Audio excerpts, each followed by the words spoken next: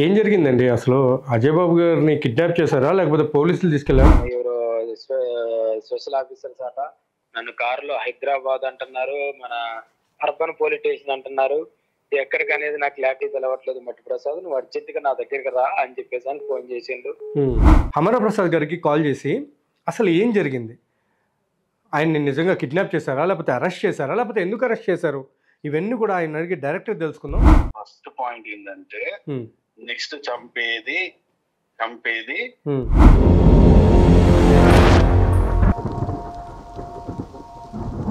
Hi, hello, నమస్తే. నేను మీ anchor నాగేంద్రాన్ని. ఈరోజు మీ అందరి ముందుకు రావడానికి ఒక కారణం ఏంటంటే, అజయ్ బాబు మిస్సింగ్.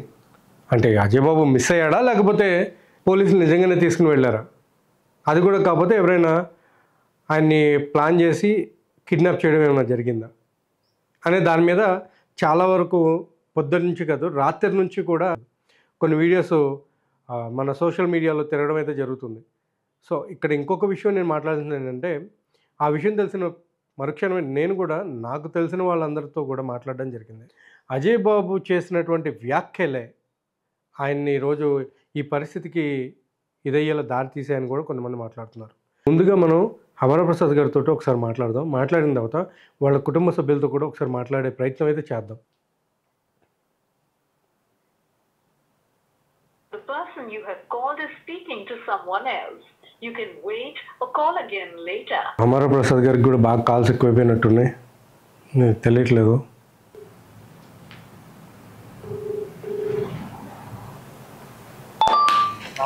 హలో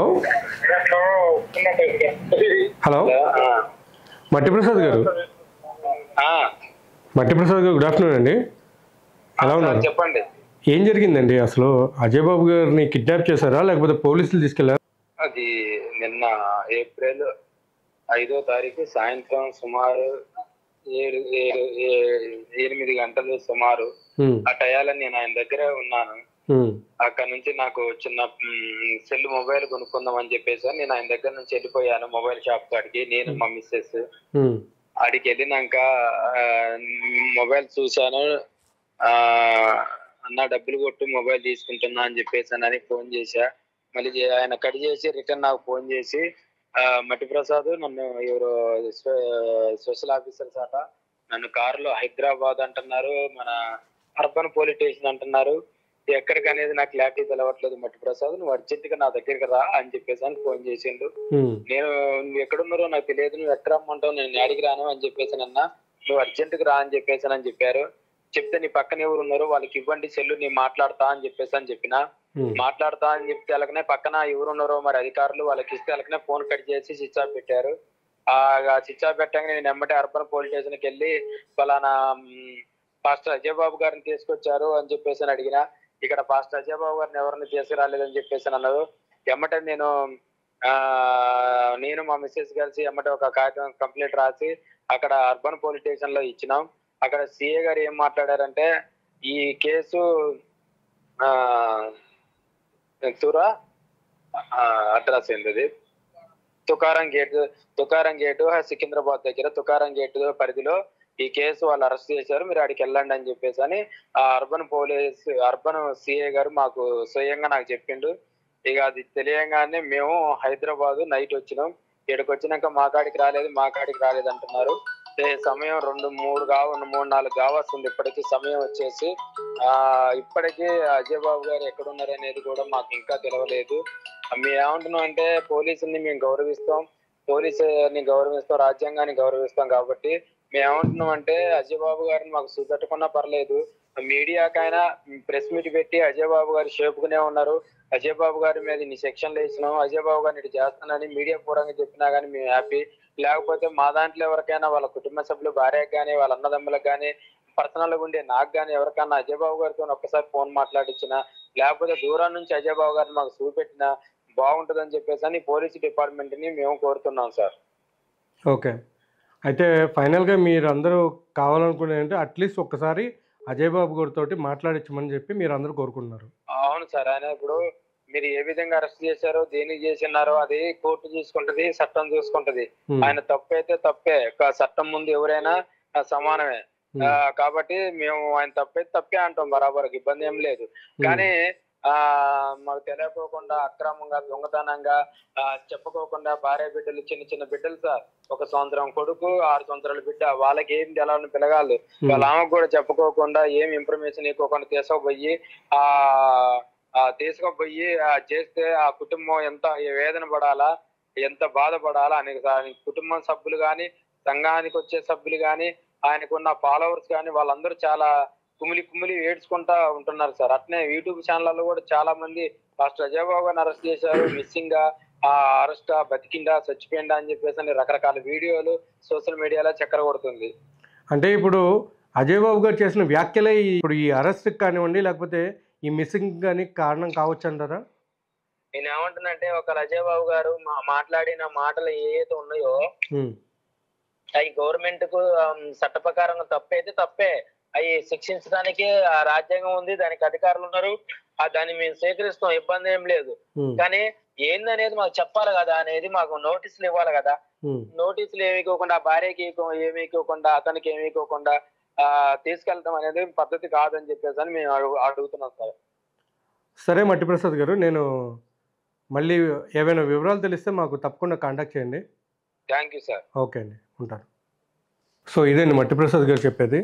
సో అజయ్ బాబు గారు ఏవైతే వ్యాఖ్యలు చేశారో అవి చట్టానికి విరుద్ధంగా ఉన్నా లేకపోతే ఎవరినైనా నొప్పించినా శిక్షకి అర్హుడు అయితే మాత్రం మేము దాన్ని స్వీకరిస్తామని చెప్పేసి దగ్గర సన్నిహితుడు అనమాట. ఇప్పటి వరకు అయితే మనం మట్టిప్రసాద్ గారితో మాట్లాడాం. అమర ప్రసాద్ గారికి కాల్ చేసి అసలు ఏం జరిగింది, ఆయన్ని నిజంగా కిడ్నాప్ చేశారా లేకపోతే అరెస్ట్ చేశారా లేకపోతే ఎందుకు అరెస్ట్ చేశారు, ఇవన్నీ కూడా ఆయన అడిగి డైరెక్ట్గా తెలుసుకుందాం. హలో హలో హలో అమర ప్రసాద్ సార్ అండి. Sir good afternoon sir. Good afternoon sir. ఇది ఇప్పుడు ఒక చిన్న విషయం సార్, ఏంటంటే చిన్న విషయం కాదు, చాలా పెద్ద విషయం చెప్పాలి. ఆఫ్టర్ ప్రవీణ్ పగడాల తర్వాత నెక్స్ట్ అజయ్ బాబే చంపేది అని చెప్పి కాకపోతే ఇక్కడ ఇంకొక విషయం ఏంటంటే సార్, నిన్న రాత్రి 8 గంటల నుంచి అజయ్ బాబు మిస్సింగ్. అది ఆయన్ని ఎవరైనా కిడ్నాప్ చేశారా లేకపోతే మీకేమన్నా తెలుసా? అది కూడా కాకపోతే ఆయన ఏమన్నా అరెస్ట్ చేశారా? మీ మాటలు ఏమంటారు? ఫస్ట్ పాయింట్ ఏంటంటే, నెక్స్ట్ చంపేది నన్నే అని చెప్పేసి అజయ్ బాబు ప్రచారం చేసుకున్నాడు తప్పించి ఎవ్వరు కూడా అజయ్ని చంపుతామని బెదిరియలేదు. ఉంటే ఒక్క ఆధారం చూపించండి. అంటే ఒకానొక సందర్భంలో మీరు ఫేస్బుక్లో పెట్టినటువంటి ఒక పోస్ట్ అయితే చూపించడం జరిగింది. అది ఏంటంటే, రాముణ్ణి దూషించి రాముణ్ణి నోటికి వచ్చినట్టు శ్రీరామచంద్రుని మా ఆరాధ్య దైవము, మా దేవుణ్ణి నోటికి వచ్చినట్టు మాట్లాడిన కత్తి మహేష్ ఎట్లా చచ్చిపోయిండు, కత్తి మహేష్ చంపింది హిందువులా, అది కదా చచ్చిపోయింది ఆయన. అలాగే ప్రవీణ్ కూడా ఆ విధంగానే చనిపోయిండు అని చెప్పడం మా ఉద్దేశం. అక్కడ ఆ ప్రవీణ్ కూడా పోలీసులు ఇంతవరకు మర్డర్ చేశారని చెప్పేసి మనం చెప్పారా? చెప్పలే కదా. లేదు. పోలీసుల ప్రాథమిక విచారణలో చెప్పింది ఏంటి, అది యాక్సిడెంట్ అన్నారు తప్పించి అది మర్డర్ అని చెప్పలేదు. సో ప్రతి ఒక్కరు దానికి స్టిక్ అయి ఉండాలి. పోలీసులు మళ్ళీ ఇప్పుడు రిపోర్ట్స్ అని ముందర పెట్టి అది హత్య అంటే అప్పుడు దాన్ని హత్య అయితే ఎవరు చంపారో పోలీసులు చెప్తారు కాబట్టి మన పోలీసులే నమ్మాలి. మనం ఇంకెవ్వరి మాట నమ్మద్దు మనం. Correct sir. సో ఇక్కడ ప్రవీణ్ పగడాలను చంపింది అనే మాట రాంగ్. అది యాక్సిడెంట్. అది ప్రస్తుతానికి ప్రాథమిక రిపోర్ట్ ప్రకారం అది చంపబడింది కాదు, యాక్సిడెంట్. సో ఇక్కడ నెక్స్ట్ నన్నే అని చెప్పి ప్రచారం చేసుకున్నది, విపరీతమైన ప్రచారం చేసుకున్నది అజయ్ బాబే తప్ప ఎవడు ప్రచారం చేయలే, ఎవడు అని బెదిరియలే. కరెక్ట్. ఫస్ట్ ఏంటంటే, మీడియాలో అజయ్ బాబు గత 10 రోజుల నుంచి నోటికి వచ్చిన విధంగా మాట్లాడుతున్నాడు. ఏది పడితే అది మాట్లాడుతున్నాడు. వాళ్ళ భార్యకు బెదిరింపు కాల్స్ పోయినాయి అంటాడు. ఆ బెదిరింపు కాల్ చేసిన ఒక్క నంబర్ అన్న చూపించిందా మీకు? చూపించాడు మీడియాకు. ఎందుకంటే మీరు కూడా అడగరు, మీకు ఎంతసేపు కాంట్రవర్సీ కావాలా, మీకు అది మీకు వ్యూస్ వచ్చేయాలా తప్పించి అరే బెదిరించారు కదా బాస్, ఆ బెదిరించిన ఒక ఫోన్ నంబర్ చూపించండి అని చెప్పి మీరు ఒక్కరు అడగరు. ఇక్కడ అజయ్ పాస్టర్ పగడాలను చంపినారు అని చెప్తా అంటారు. మరి చంపింది ఎవరు, నువ్వు ఆధారంతో చూపించు అని మీరు అడుగుతారా? అడగరు. సార్ ఇక్కడ ఏంటంటే సార్, చెప్పండి. ఇప్పుడు మళ్ళా మీరు ఏమంటున్నారు, అజయ్ బాబు నిన్నటి నుంచి కనబడతలేదు, కిడ్నాప్ అని ఒకటి, ఆ? లేకుంటే ఆయన ఎవరిని ఎత్తుకపోయినరా అని ఒకటి. అసలు ఎందుకంటే ఆయన హాయిగా పోలీస్ స్టేషన్ లో కంప్లైంట్ ఇచ్చారు, ఆయన పోలీసులు అరెస్ట్ చేసుకపోయారు. వాళ్ళ భార్యని చెప్తుంది పోలీసులు అరెస్ట్ చేసుకుపోయినారు అని చెప్పి. మీడియా ఏమంటది అది కిడ్నాప్ అని ప్రచారం చేస్తుంది. పోలీసులు కిడ్నాప్ చేస్తారా అరెస్ట్ చేస్తారా? అరెస్ట్ చేస్తారు సార్. మరి ఆయన ఎక్కడ ఉన్నాడు అంటే తుకారంగేట్ పోలీస్ స్టేషన్ లో ఉన్నాడు, పోయి అక్కడ చూసుకోకపోతే అక్కడ. మీడియా అందరికి నేను చెప్తుంది ఏంటంటే తుకారంగేట్ పోలీస్ స్టేషన్ లో ఆయన ఉన్నాడు, అక్కడ వెళ్ళి చూసుకోండి, కనబడతాడు మనిషి. దీన్ని పట్టుకొని కిడ్నాప్ ఏందని బాబు అంతా. ఇంకోటి మీకు ఆశ్చర్యకరమైన విషయం మీడియా చెప్తున్నా, చెప్పండి. ప్రవీణ్ పగడాలను చనిపోతే యాక్సిడెంట్ చనిపోతే దాన్ని హత్య చేసింది హిందువులే అంటాడు. ఇవాళ పోలీసు అరెస్ట్ చేసి తీసుకోకపోతే ఆ కేసు వేయించింది కూడా హిందువులే అంటున్నారు. ఈ క్రైస్తవులకు పడిపడ లేదా? ఏదైనా పక్క సమాచారాన్ని తెలుసుకొని ఏదైనా ఆరోపణ చేస్తే బాగుంటది. తుకారంగేట్ పిఎస్ లో కంప్లైంట్ ఇచ్చింది ఎవరండి? జోసెఫ్ అని ఒక క్రైస్తవుడు, హిందువు కాదండి ఆయన. జోసెఫ్ అని ఒక క్రైస్తవుడు. ఆయన ఏమని కంప్లైంట్ ఇచ్చిండు అంటే ఇంటర్వ్యూలో నోటికి వచ్చినట్టు మాట్లాడుతున్నాడు, హిందూ దేవి దేవతలను అవమానిస్తున్నాడు, హిందువుల మనోభావాలు దెబ్బతీస్తున్నాడు. అదే ఒక ఇంటర్వ్యూలో, ఒక ఛానల్ ఇంటర్వ్యూలో యేసు విగ్రహాలను బలగొడతా అన్నాడు, మేరీ విగ్రహాలను బలగొడతా అన్నాడు, పక్కన కొడతా అన్నాడు. ఇటు క్రైస్తవుల మనోభావాలను కూడా దెబ్బతీస్తున్నాడు, రెండు మతాల మధ్యలో విద్వేషాలను రెచ్చగొడుతున్నాడు అని ఆయన కేసు పెట్టినాడు. ఆ కేసుకు అజయ్ అరెస్ట్ చేసి తీసుకొచ్చాడు, ఎర్రప్పని తీసుకొచ్చారు. దీంట్లో మా పాత్ర ఏముంది పోయి అంటే నాకు అర్థం కాదు. క్రైస్తవ సమాజంలో ఏది జరిగినా అది మాకేంట కడతారా? Correct sir. ఏంటి అసలు? ఇప్పుడు నేను మీకు కాల్ చేయడానికి గల కారణం కూడా ఒకటే సార్, ఏంటంటే నిజాలు తెలుసుకుందాం, దాన్ని లైవ్లో ప్రతి ఒక్కరికి కూడా చూపిద్దాం, వినిపిద్దాం అని చెప్పేసి ఒక మంచి ఆలోచనతో నేను చేయడం జరిగింది మీకు. ఇక్కడ నేను వేసే ప్రతి క్వశ్చన్ కూడా ఏంటంటే సార్, ఇప్పుడు ప్రతిసారి కూడా మతోన్మాదులు ఉన్నారు అన్నట్టు కూడా మాట్లాడడం జరుగుతుంది చాలామంది, క్రైస్తవం వైపు కానివ్వండి లేకపోతే ముస్లిం వైపు కానివ్వండి. కాకపోతే ఏంటంటే ఇక్కడ చాలా వరకు కూడా అటు ఇటు కాకుండా మధ్య రకంగా మాట్లాడి హిందూ దేవీ దేవతల్ని దూషించే వాళ్ళు చాలా ఎక్కువైపోయారు. సో అవన్నీ కూడా ఉండకూడదనే ఒక మంచి ఉద్దేశంతో నేను ఇప్పుడు మీకు డైరెక్ట్గా కాల్ చేసి మాట్లాడడం జరిగింది. ఇప్పుడు సింపుల్ గా క్రైస్తవులందరూ మమ్మల్ని మతోన్మాదులు అంటారు, మా ధర్మం కోసం పనిచేస్తున్న మమ్మల్ని మతోన్మాదులు అంటున్నారు.